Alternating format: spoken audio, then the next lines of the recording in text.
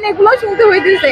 আমার সহায়তা লাগবে না, টাকা লাগবে না, আমাকে ওই মানুষটাকে ফিরিয়ে দিক যে মানুষটা আমার দায়িত্ব নিত, যে মানুষটা আমাকে ভালোবাসতো ওই মানুষটাকে ফিরিয়ে দিক। আপনাদের কাছে আমার কেন 6 মাস ধরে ঘুরতে হইব? আমি 6টা মাস ধরে ঘুরতেছি, জুলাই ফাউন্ডেশনে যাইতেছি, একবার সিভিল সার্জনে যাইতেছি। আমার শ্বশুর বাড়িতে আমার জায়গা নাই। আমার শ্বশুর বাড়িতে আমার হাজবেন্ডের কবরটা দেখতে গেল, কবরস্থানের গেটে তালা দেওয়া থাকে, কারণ আমার হাজবেন্ডের খবর আমার দেখার মতো সৌভাগ্য হয় না। সে চট্টগ্রাম বোয়ালখালীতে আমার এখান থেকে কষ্ট করে যেতে হয়, এত কিছু দুর্ভাগা, এগুলো কেন আমার সহ্য করতে হইব? একটা জায়গায় একবার যাওয়া যায়, 2বার যাওয়া যায়, কিন্তু 10 বার কিন্তু ঘোরা যায় না। আজকে আমার এই সমাজ, বাংলাদেশের সমাজে আমার অবস্থানটা কোথায়? কাউকে কিছু বললে যে তোমরা তো বিয়ে করে ফেলবা, এদের ওয়াইফদের কেন এই অসম্মানটা করা হবে? আর সব থেকে বড় কথা, সরকার যে ডিসিশনটা নিছে যে 30 লাখ টাকার থেকে 10 লাখ টাকা হচ্ছে গিয়ে সঞ্চয়পত্র করে দেওয়া হবে, তারা এই সিদ্ধান্তটা আবার কিভাবে নেয়? ওরা কিভাবে একটা পবিত্র শহীদ নামের উপর দিয়ে সুদ্ধার চিন্তা ভাবনা করে? ওরা তো এই চিন্তাটা করা তো ওদের জন্য একটাবার ভাবা উচিত ছিল যে এই মানুষগুলো পবিত্র, এই মানুষগুলোকে কিভাবে আমরা অসম্মান করি, কিভাবে তাদের পরিবারকে সুদের আওতায় আনি আমরা, তারা একটাবার ভাবলো না।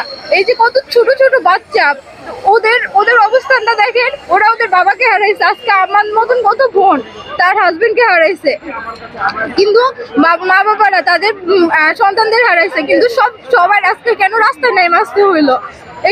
এগুলার বিচার, মানে আবার বিচার বলে 6টা মাস হয়ে গেছে, একটা বিচার সবার জনসম্মুখে কইরা দেখাইতো, একটা বিচার কইরা সবার সামনে, তাহলে আমরা আস্থা করতাম যে না এই মানুষটা বিচার হইছে, করতে পারবে। আমরা যে সরকারের পতন ঘটালাম সেই সরকারের মতনই যদি আবার কাজ করে তাহলে কেমনে হয়? বাংলাদেশ কখনো নক্ষত্র ধরে রাখতে পারে না, আর পারবেও না, কারণ পিছনে তাকাই দেখেন, সামনে তাকাই দেখেন, সেই একইভাবে ওই মেধাবী নক্ষত্রগুলোর বুকের উপর গুলি চালায় বা তাদের রক্তের উপর দিয়েই যেন বাংলাদেশে যারা ক্ষমতায় আসে তারা যেন তাদের ক্ষমতার পথ ধরে থাকতে, মানে খুব আনন্দ পায়, পৈশাসিক আনন্দ পায়, তারা খুব ব্যস্ত হয়ে থাকে।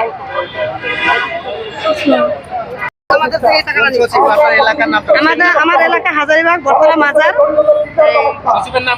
সচিবের নামটা আমি জানি না। ওখানে হয়েছে আমার কলিশাদা মসজিদের ওইখানে চেয়ারম্যানের অফিসটা আর কি বসে। কলিশাদা মসজিদ বটতলা মাজারের ওইখানে যাই বলতে হবে যে কলিশাদা মসজিদের ওইখানে ক্যান্সেলারকে তাইলেই দেখা দিবে। আমাদের থেকে কেন টাকা খাওয়া হচ্ছে? আমাদের এই কে দিবে? আমাদের টাকা দেওয়ার মতন কেউ নাই, আমাদের থেকে নেওয়ার মতো লোক কেন বসে আছে? এটার উত্তর দেন আমাদের। আমাদের বাচ্চা কাচ্চা নিয়ে আমরা চলতে পারি না, কোনো সচিব তো যাইয়া দেখে নাই, কোনো চেয়ারম্যান তো যাইয়া দেখে নাই আমরা কিভাবে চলতেছি। আমাদের থেকে টাকা খাওয়ার জন্য কেন বসে আছে? এটার উত্তর আমাদের দেন। আমরা এটার উত্তর আমরা চাই, কারণ কিভাবে আমরা চলছি। আমার 4টা ছেলে, আমার 2টা টুয়েন বেবি, 2.5 বছর বয়স, আমি তো এদের একা কিছু করতে পারবো না। এদের পিছনে তো আমার সময় দিতে হবে। আমার এই বাচ্চাদের শারীরিক সমস্যা আছে, ওরা টুয়েন বেবি 7 মাসে হয়েছে, ওদের আমি চিকিৎসা না করলে ওরা হাঁটতে পারে না। ওদের পিছনে আমার প্রতি মাসে 10,000 টাকা খরচ আছে। ওরা দেখতে পারবে না, এদের পাওয়াটা পুরো বেকার। ওরা যদি আমি চিকিৎসা না করাই তাহলে ও হাঁটতে পারে না, ও 2টা ভাই দুটোটাই হাঁটতে পারে না। তাহলে আমাদের তো খরচের পালাই বেশি, আমাদের তো দেওয়ার লোক নাই, আল্লাহ নিয়ে গেছে। আল্লাহ পাক পছন্দ করছে, যেভাবে হোক আল্লাহ পাক নিয়ে গেছে। আমাদের থেকে নেওয়ার জন্য মানুষ কেন বসে আছে? আমাদের এই উত্তরটা কে দিবে বলেন? সরকার কেন আমাদের থেকে এত কাগজপত্র চাচ্ছে? ওনারা জুলাই ফাউন্ডেশন থেকে কাগজ নিয়ে নেয়, আর দরকার পড়লে বাড়ি বাড়ি ঢুকে তদন্ত করুক যে আমরা সঠিক দিছি কিনা মিথ্যা দিচ্ছি, এটা ওনারা যাচাই বাছাই করুক। এত কাগজ কেন চাই? আমাদের তো বোঝাইতে কষ্ট হয়, আমাদের তো দিতে কষ্ট হয়। এই জিনিসটা সরকার কেন বোঝে না? যে ওই পরিবারটা একটু সচ্ছল ভাবে চলতে পারবে বা পথ চলাটা সহজ করতে পারবে, ওটা একটু সরকার করে দিক, এটাই সরকারের কাছে আমাদের। আর হচ্ছে গিয়ে বিচার, যে আসামিগুলা চিহ্নিত হওয়ার পরও ধরতেছে না, ওদেরকে একটু খুব দ্রুত ধরুক আর বিচারের আওতায় এটাই ভাইয়া।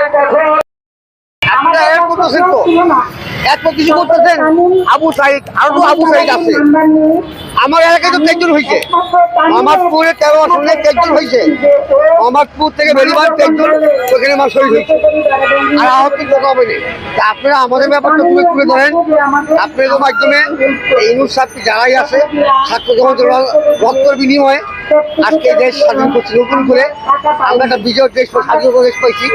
আমরা বুক করে কথা বলতে পারবো, বুক করে হাঁটতে পারবো, কিন্তু না, আমরা শহীদের বাপ।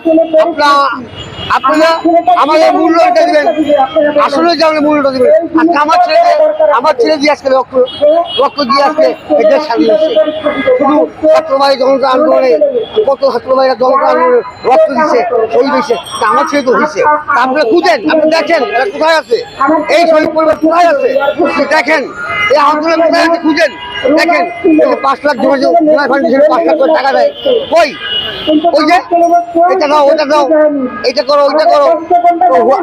আসলে হরানি, এই হরানিটা আপনাকে মাধ্যমে বলতে চাই, যেটা হরানিটা আর যে না হয়, আর যেটা ডক্টর ইউনূস উনি বলেছে 30 লক্ষ টাকা আমার কাছে পেপার আছে, পেপারে 1 মিটার ঘোষণা করছে, এই পেপারটা আমি নিয়ে এসেছি। যাই হোক, এটা আসলে তাল বাহানা না করে আপনারা সুস্থভাবে এটাকে ইনকোয়ারি করেন, এই শহীদ পরিবারকে দেখে এনে বসান, আর মুক্তিযোদ্ধা ভাতা যেভাবে হয় সেভাবে করে দেন। আপনারা এই শহীদ পরিবারের দোয়া নেন, এই শহীদ পরিবারের জন্য আজকে এই দেশ, আজকে এই জনগণ, আজকে আপনারা শান্তি হয়ে চলতে পারছেন। আমরা একটা আনন্দ করবো, কিন্তু তা এটা বলতে পারবো না, আর কি বলবো। আসসালামু আলাইকুম।